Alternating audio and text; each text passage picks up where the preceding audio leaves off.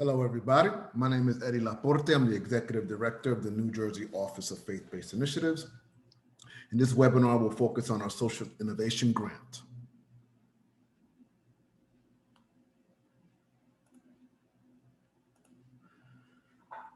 So what we're going to do today is we're going to review the grant guidelines, and then we're actually going to go live on Sage so you can see how I navigate the same steps you're going to have to take in order to create and submit the application. To download the application and access supporting documents, you'll need to go to this link, or you can simply do what I do and just Google the Google New Jersey Office of Faith-Based Initiatives, and it'll bring you to our page. If you're not at the home page, you'll see a button on the top where it'll have a little picture of a house. Click that. When you do that, well, I'll need you to scroll down to Spotlight and then click Grant Opportunities. Make sure to download the grant guidelines and follow along with this webinar so you'll have a better idea what's going on. And on our website, all our grant guidelines are on the website. To access Sage, you'll need to go to www.sage.nj.gov, www.sage.nj.gov. If you've never applied to a grant from the Department of State and or the Office of Faith-Based Initiatives, on Blue Sage, it doesn't matter if you are on Green Sage, on Blue Sage, you'll need to register to Sage. On our website, you'll see a navigation bar on the right with a webinar button. You click that, and then the first webinar you'll see is how to register for Sage. It's a 5-minute webinar. So you'll have to do that if you've never applied to the Office of Faith-Based Initiatives or never applied on Blue Sage. When you're accessing Sage, use one of the 3 following web browsers: Internet Explorer, Microsoft Edge, or Firefox. Do not use Google Chrome. Google Chrome is not compatible to Sage. And Sage is our online application platform. And if you do use Google Chrome, it's going to look like you actually completed the application, but when you submit it and we get it at our end, it'll be a blank application. So don't use Google Chrome. Remember to always hit the save button in Sage. Sage doesn't have an automatic save feature. If you have any questions, you can call the office at 609-984-6952. The quickest way is to email us at ofbi@sos.nj.gov. All right, so now we're going to go live. Make sure to download the grant guidelines and follow along. Just give me a second. Let me share my screen here. Gotta find this. Okay, great. So when you Google the New Jersey Office of Faith-Based Initiatives, it'll land you in either one of these. Hopefully you get landed on the OFBI homepage. But if you're not, you click on the OFBI homepage, you scroll down to Grant Opportunities, click Grant Opportunities, and then it'll bring you to our grant page. This is our demo site, so we're in the process of updating information. So you'll see all your grant guidelines here and the board resolution. You'll also see oops, my bad. You'll also see a click for upcoming Q&A webinar series to answer your application questions. You click on that, and then this page will pop up. It'll give you, for Project Atlas, it's March 16th from 12 to 1. They're all from 12 to 1. And then they have their respective links: social enterprise, entrepreneurship development, March 17th, the date, the time, and the link; social innovation, the date, the time, and the link; special projects, the date, the time, and the link. Okay. If you notice when you come on the grant page, on the right hand side is the navigation bar. If you click on webinars, it'll take you to our webinar page. And so this is the webinars that you'll need to watch. If you never applied to Blue Sage, you'll have to watch this webinar here, first time applying on Blue Sage. And also you need to then watch this webinar. After you get access to Sage, you'll have to upload certain documents, and you need to watch this webinar. And then moving forward are all the webinars per grant category: Project Atlas, Social Innovation, Special Projects, Social Enterprise, Venture Development. And then, you know, this one won't be here, Introduction to Logic Model. All right, let me see if I can.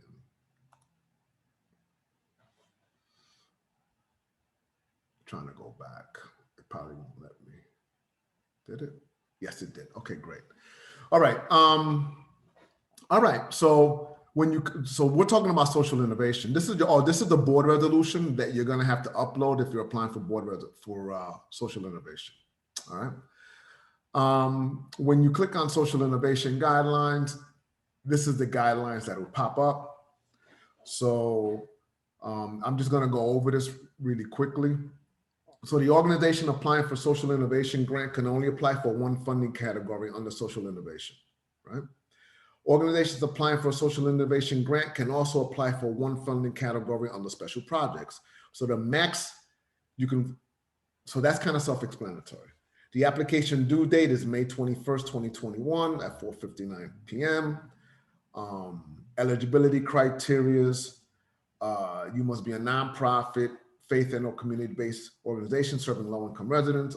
Applications must be tax exempt by determination of the IRS. You must upload, your determination letter, your IRS 501c3 determination letter, and the determination letter must state that that the organization is created for charitable purposes, not that it's created for religious purposes. We don't fund organizations that are created for religious purposes, because that tells us that you're a religious institution, and we do not fund houses of worship. So we never have, since in the 20 years that the office has been in place. We don't fund churches, we don't fund mosques, we don't fund temples, we don't fund synagogues. But we do fund nonprofits that are created by those institutions, okay? You must be in compliance with the Division of Consumer Affairs. You must be registered with the Division of Revenue and Enterprise Services and Business Revenue Number, and you must be in good standing. We do not fund houses of worship, colleges or universities, public schools, charter schools, or private schools. So these are our three funding categories under social innovation, and you can apply for one of them. College readiness, the max request is $20,000.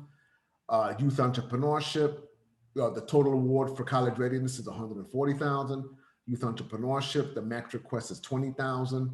The total funding available for youth entrepreneurship is $120,000, and for STEAM or STEM, the max request is $20,000, and the total funding available is $140,000. So for the college readiness program, well, the target population can be the age group between 16 and 65 years old. Funding can be used but not limited to subsidizing a minimum of 5 college application fees, college acceptance fees, coordinating college tours, and completion of the student's FAFSA application, right? Youth entrepreneurship grant is designed to develop skills and strategies that equip youth and attend middle schools or high school. The goal is to promote entrepreneurial literacy among at-risk youth and to help each start his or her own business. OFBI funds can be used to provide startup capital that cannot exceed $500 per business idea. The organization will steward the startup capital for program participants. Science and technology, engineering and math. I should have put art in there. So that's where the STEAM comes from. So the STEAM grant will create opportunities for at-risk youth to creatively explore career pathways in STEAM fields: science, technology, engineering, arts, and math. The goal is to provide high-quality STEAM programming that encourages students to incorporate STEAM learning in their everyday lives, academic careers, and professional endeavors. All right. So those are the 3 funding categories. The program requirements: the funding period is from July 1, 2021 to June 30th, 2022.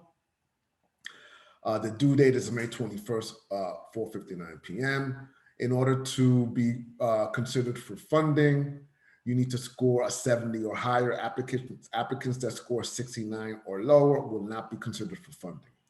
So the sections are the following: project summary, indicate the amount that you are applying for and the purpose of the program, assure that all clients receive services are low income, and explain how you will verify the low income status. So that's what you have to answer for project summary.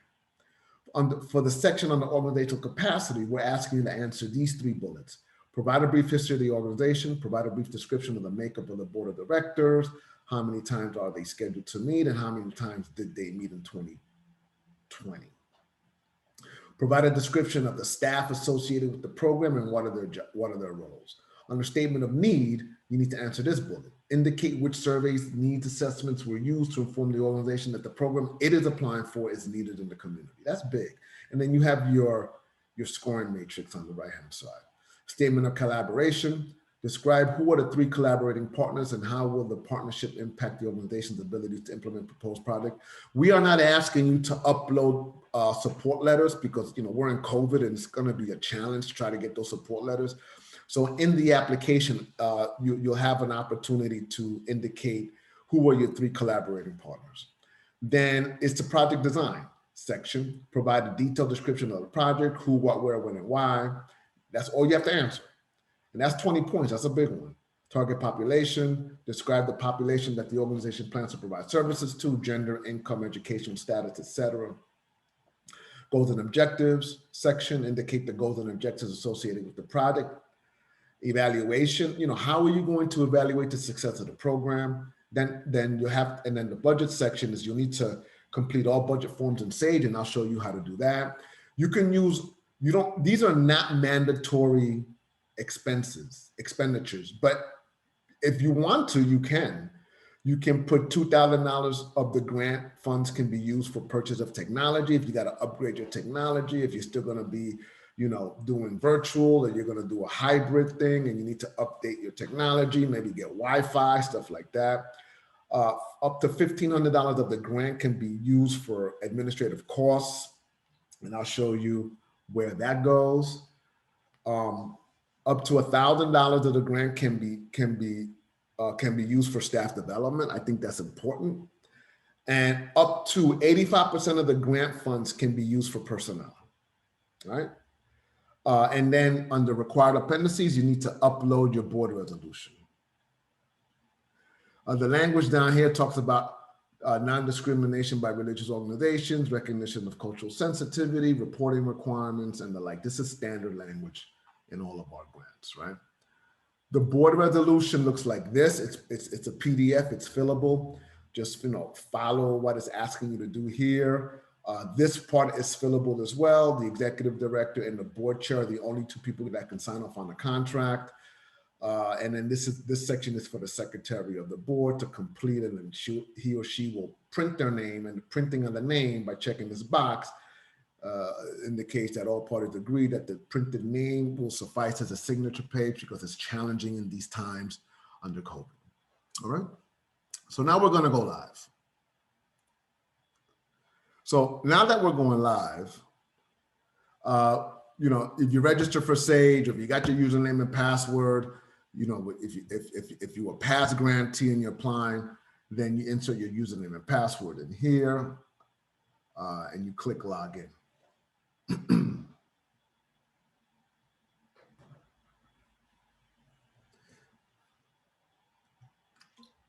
Sometimes it takes Sage a minute to do what it's supposed to do.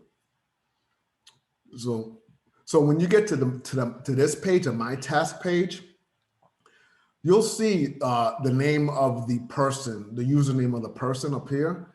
And then this My Task will be empty. I mean, there shouldn't be anything in here. If there is, it's not as busy as this because this is our test site.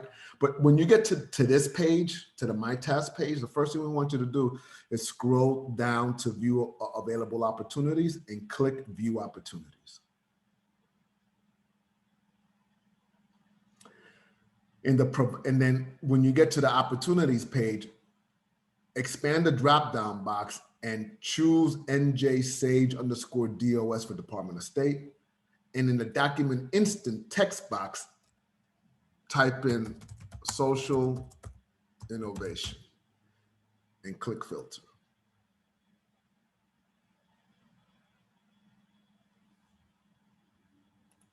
Okay. So what should pop up, again, this is our test site, would be OFBI Social Innovation 2022. This is the name of our test organization, Servicios Latino de Burlington County. They're our test agency, Angela Gonzalez. We love you. Thank you for allowing us to use your organization as a test agency, but everything in here is fictitious. When you get to this here, you click apply now. You'll see, you come to the agreement page. This is the Department of State's general funding guidelines. And then this is another link to the grant guidelines. But by now you should have downloaded it because you're supposed to be going step by step with me. When you get to this page, you click I agree. Excuse me.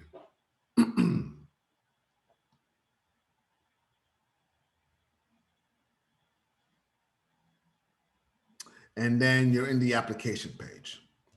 The first thing we want you to do is hover over forms, come down and click profile information. Now in the second webinar that we have, organizational information page, you'll see that this is empty. You see that this is empty. And so when the first thing we want you to do is click this box down here and then fill this out, right? I'm a Jet man, because I'm gonna put down Curtis Martin because he's a Jet Hall of Famer. I'm gonna put HOF, Hall of Famer, right? And then this page populates from the additional profile information page, which is the second webinar in our webinar page that you need to upload these certain documents, right? And you need to insert certain information. So what you simply do is after you fill out this box here, organizational contact, and click this checkbox on the bottom, we want you to come up to the top here and click save. Then what Sage is doing is pulling the information from the additional profile information page that you already uploaded information into and bringing it over here. So now it's kind of, it's self-populated, right? But here's the deal. Sometimes if this red hand comes up, don't panic, especially if you're doing this like the day of the grant, don't panic. Because some of you are just going to wait till the day of the grant. It's February 16th, and you're going to wait till May 21st. So what we want you to do here is we want you to click save again. Because sometimes it takes a minute or it takes 2 attempts for Sage to populate everything over. All right, so great. It's populated. You see the green light. You hover over forms, and then you go to selection of grant category. Right? In the project title, you put a title. I'm just putting the word test. And then you choose one of the 3: college readiness, youth entrepreneurship, and STEM. Doesn't matter. I mean, I'm just going to use youth entrepreneurship for now. Go up to the top and you can click save, or you can click save and next, and clicking save next will save this page and take you to the next page. So I'm going to go in a number of different fashions here. So I'm going to click save next, and it takes me to the next page in order, which is the contact information page, which is the organization contact information page, which is this page right here.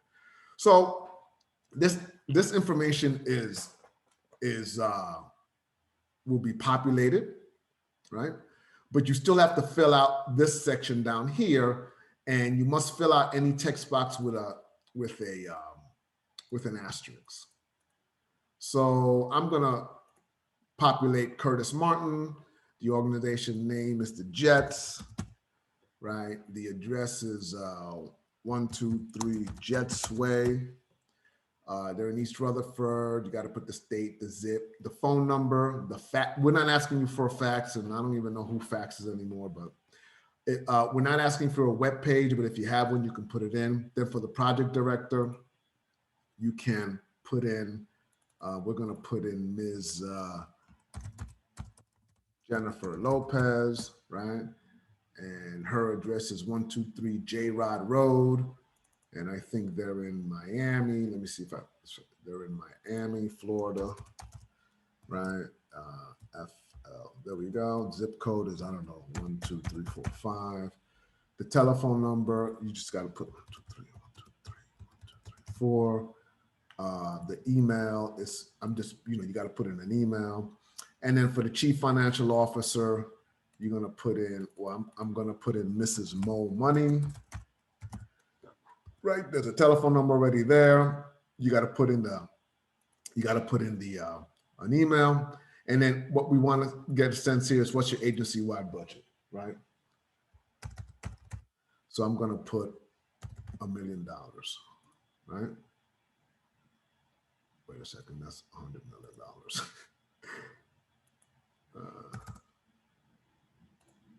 There we go. And then we go up to the top and you click save. This is acting up again. Come on. Click save.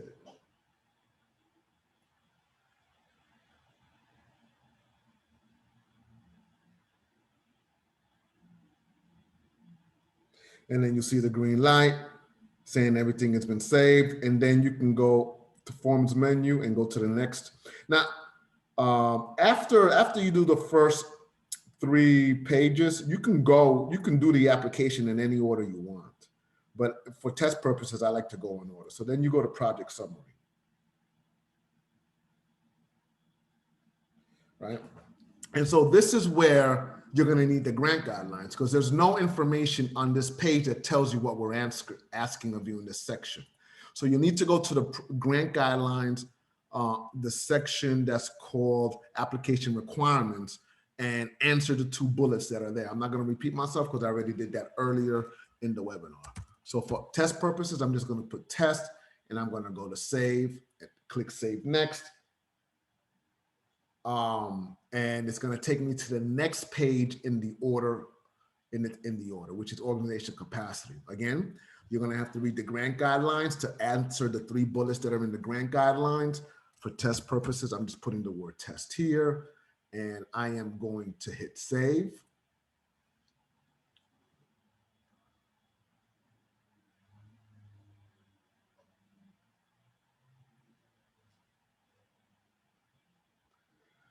And we have the green light to move forward. Then I'm going to go to statement of need. All right. In the statement of need, you're going to have to, answer the bullet in the grant guidelines, because that's what the peer reviewers are going to rate you on. They're not going to grade if you put something in here that's like does not speak to the section in the grant guidelines that speaks to statement of need, then you're going to get a 0. Right? Some organizations just, they're like, I'm gonna put whatever I want in here, and then they wonder why they got a 35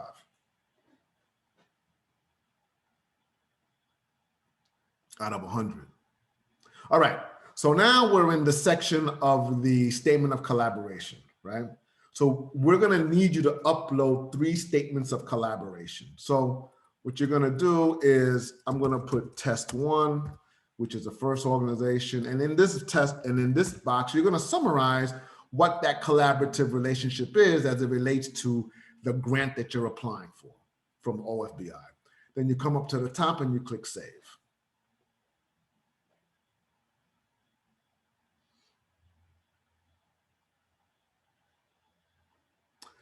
And then after you see the green light here, you come up to the top and click add. And by clicking add, what that does is it wipes out this page and it gives you a second page, right? And then you'll do test 2, which is the second organization. And in this text box, you'll summarize what their role is with your organization as it relates to this grant that you're submitting. And then you click save. Don't click save next, because you have to do this one more time.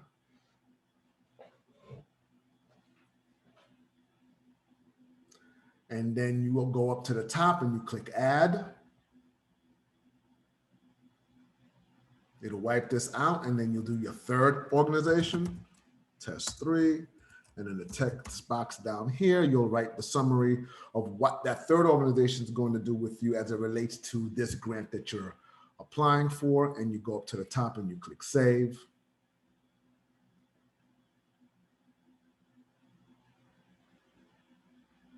And then when you hit this drop down box over here, you'll see all 3 support letters, right? So then you go hover over forms and you'll come down the project description. And in the application, you'll see project design, target population, project goals, and evaluation. You're gonna need to answer the bullets that are associated with each section, right? So for test purposes, I'm just gonna put test here, right?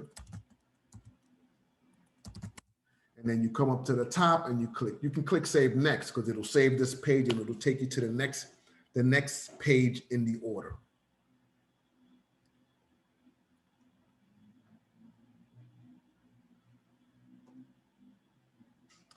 And then we get to the budget page, right? We're getting to the budget page. So 85% of the grant can be used for personnel. Right? That means $17,000 of the grant, if you're applying for 20, can be used for personnel, right? So here's the deal. You can't mix fringe and non-fringe people on the same page. So if you're gonna have some people with fringe and some people without fringe,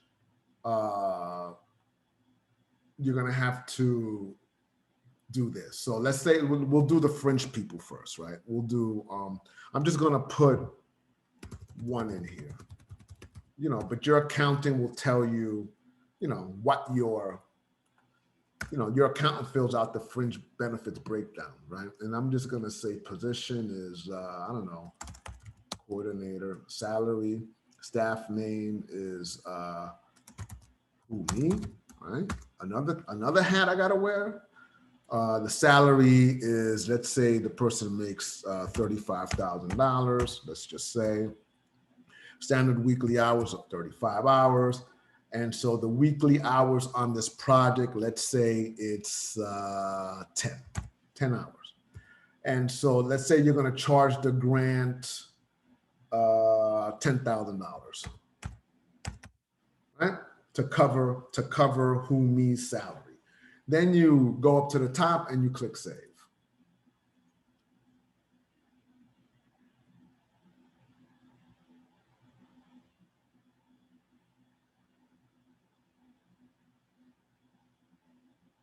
Right? And then it says to you, okay, if Humi is working 10 hours a week on this grant, and you're charging the grant $10,000, that'll work, right? So now let's say you want to add a person, but not pay them fringe. So you have to go up to the top and click add. And you leave this blank. And then you say, I don't know, junior coordinator. I don't know what that means. And really? And then his or her salary is, I don't know, let's say it's $15,000. Let's say they work 20 hours a week. Let's say they work 30 hours a week. Let's say they're gonna work 5 hours on this job, 5 hours a week on the job. And let's say you're gonna charge them $2,500. You go up to the top and you click save.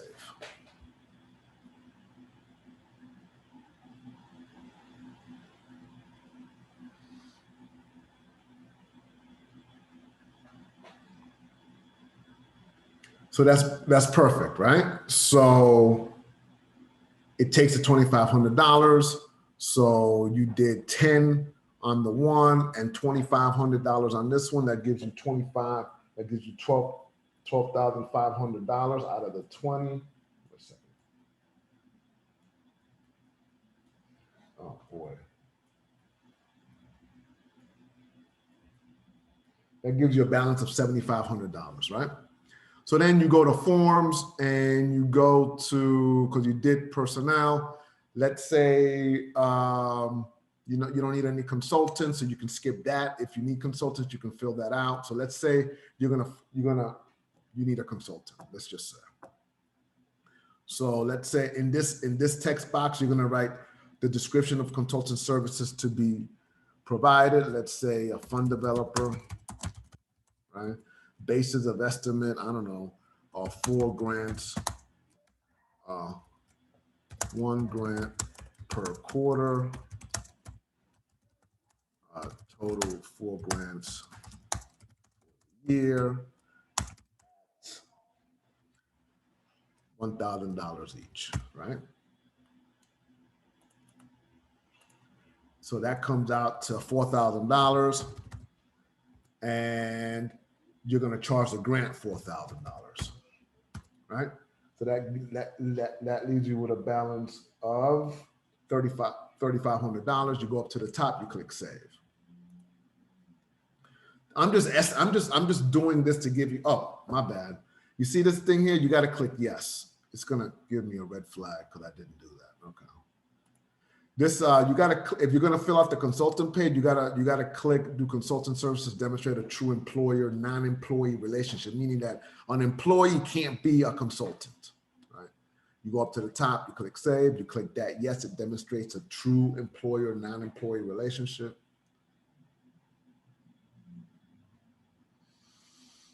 All right, and it accepted that. So you have like $3,500, a balance of $3,500, right? So now we're gonna go to other cost categories.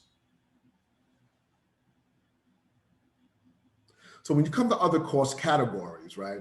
Now, a lot of the bookkeepers and accountants of nonprofits want to break everything down into its individual line item. You don't have to do this here, right? If you're going to purchase equipment, right? Let's say you're going to purchase. So let me do this. So this is the fixed costs, right? Well, the travel, space. These are the costs that we identify: travel, space, rental, equipment, consumable, and other. Consumable supplies are office supplies. It's not food, right? Anything other than these four categories goes under other, right? So let's say you want administrative fees, right? So that you write administrative costs here for expenses not yet realized. And that's the language you should use. The estimated cost is $1,500. And let's say you're going to charge the grant $1,500, right?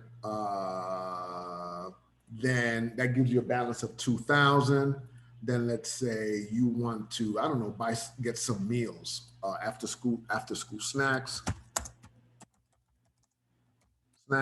We don't need to know what the breakdown of how many apples and oranges you're going to get. Let's say you're going to use let's say that the cost is $1,000 and you're going to charge a grant $1,000. That leaves you with a balance of $1,000. And then let's say you're going to use, you want to get a couple of laptops, right? So 2 laptops at $500 each comes out to $1,000, right? So that's your whole $20,000. You go up to the top, you click save.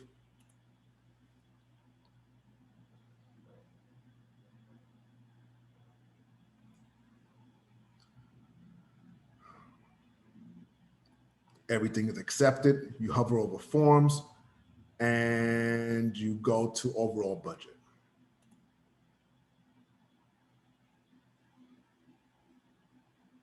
When you get to the overall budget page, the only thing you need to do on this page is click the save button. By clicking the save button, it populates all the numbers from the other budget forms onto this page.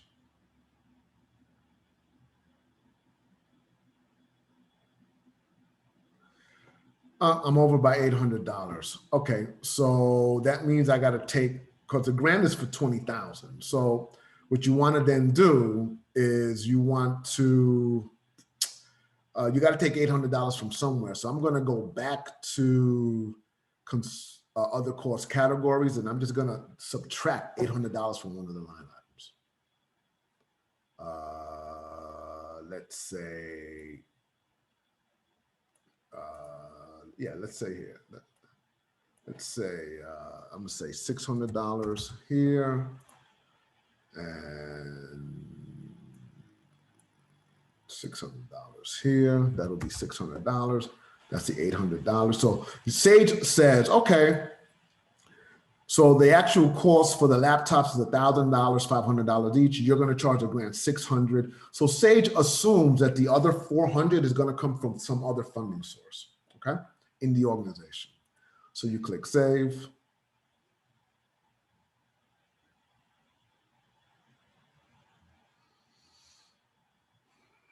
All right, it accepted that. You come over to forms, you go to scroll down to overall budget, click overall budget. And then we want you to click save, because whatever changes you do on any budget forms, you have to come to this overall budget page and click save so the changes are populated into the page. All right, there we are, $20,000, right? There we go. So the last thing we need, well, the next thing we need you to do is go to forms and go down and click required appendices, because you have to upload the board resolution. So what you want to do here is, by now you should have got the board resolution, completed, saved it on your laptop or PC. Click browse. You have to find it, right? I'm gonna find this, right? I found a test something, and then you click save.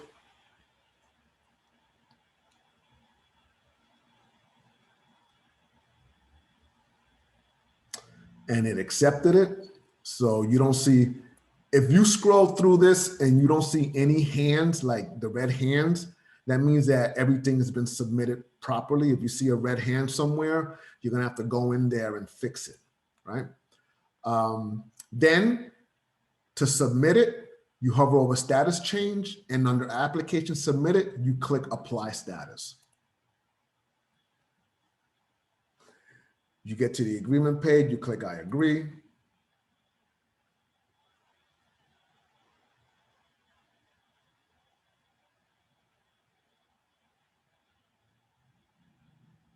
And your application status will read application submitted. So those are the steps on how to create and access your social innovation grant on Sage. Sage stands for Systems for Administering Grants Electronically. I went over step by step the entire grant guidelines. I went over, how to access the information on the OFBI website. So you should be good to go. If you have any particular questions, please go to our OFBI website and click the Q&A schedule that we have that we're going to do in March, and click the put it in your calendar on which application you want to come. It's only going to be an hour from 12 to 1. And I'll be able to answer whatever questions you might have then. Okay. That is the end of our of this webinar.